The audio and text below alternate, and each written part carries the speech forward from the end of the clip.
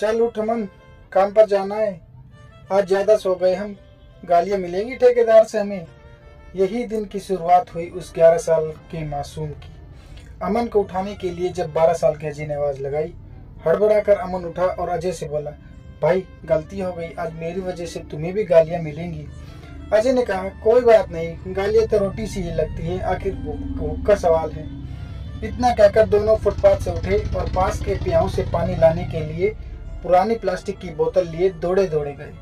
शायद उन्हें आज जल्दी भी थी और डर भी सता रहा था, और मैं पास खड़ा यही सब देख रहा था। बहुत से विचार मन में उबाल रहे थे। परिस्थितियां, वर्तमान और भविष्य के सवालों पर खोस आ गया। खैर, मुझे भी ऑफिस जाना था और जहां दोनों सो रहे थे वहां मुझे भी ऑटो लेना था।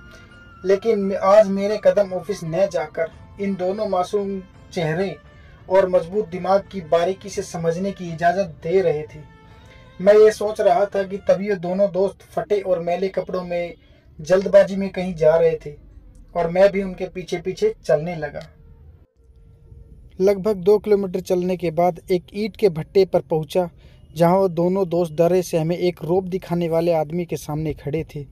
मैं दूर से ही उस आदमी और उन दोनों बच्चों की बातें सुन रहा था। वो आदमी उन बच्चों को गालियों से स्वागत कर रहा था और वापस चले जाने को कह रहा था।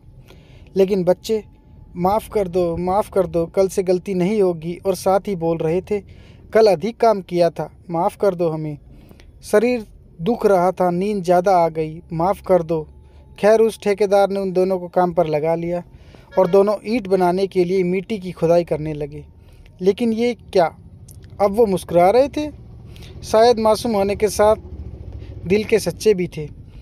वो आखिर मोहब्बत जो दी अपने कार्य से उन्हें। मासूम गरीब चेहरा व मजदूर दिमाग था उसका।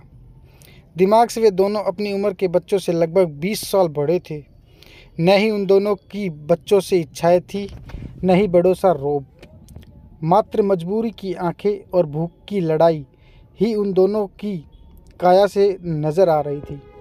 खैर, आज मेरा पूरा दिन छुप छुप कर इन दोनों मित्रों को समझने में जा रहा है, और लगभग इनकी ज़िंदगी को मैं करीब से समझ भी रहा था और सोच भी रहा था, कैसे उन दोनों को इस वर्तमान से निकलकर एक सम्मानजनक भविष्य की तरफ लेकर